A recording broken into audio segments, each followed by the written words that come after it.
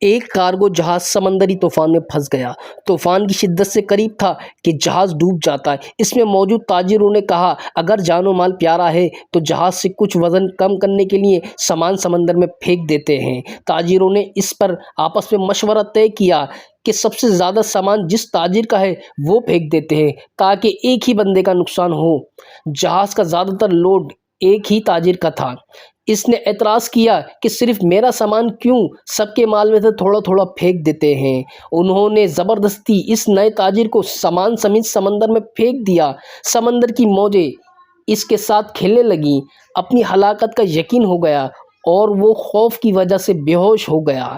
جب ہوش آیا تو کیا دیکھتا ہے کہ لہروں نے اسے ساحل پر پھینک دیا اور اس ساحل پر نہ تو کوئی انسان ہے نہ تو کوئی مکان۔ جان بچنے پر اس نے رب کا شکر ادا کیا، اپنی سانسیں بحال کیں اور وہاں بڑی لکڑیوں کو جمع کر کے سر چھپانے کے لیے ایک جھونپڑی سی بنا لی۔ اگلے روز کچھ خرگوش نظر آئے، ان کا شکار کر کے گزر بسر کر رہا تھا۔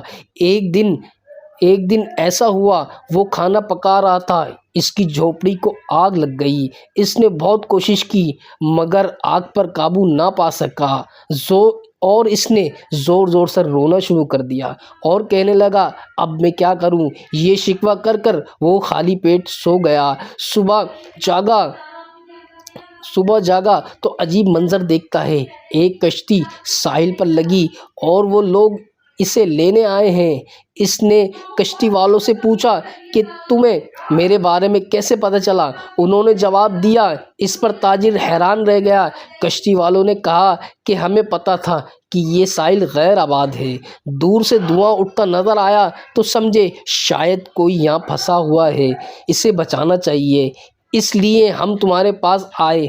پھر تاجر نے اپنا پورا قصہ سنایا۔ ملاحوں نے یہ کہہ کر اسے مزید حیران کر دیا، جس جہاز سے تمہیں سمندر میں پھینکا گیا تھا آگے چل کر وہ غرق ہو گیا۔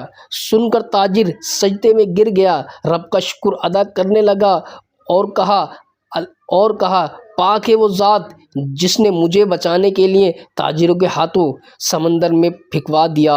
بے شک اللہ پاک اپنے بندوں کے بارے میں زیادہ جاننے والا ہے۔ حالات جتنے ہی سخت کیوں نہ ہوں، اللہ پاک کی رحمت سے مایوس نہ ہو، ہر حال میں اپنے رب پر بھروسہ رکھیں۔ صلو علی الحبیب صلی اللہ تعالی علی محمد۔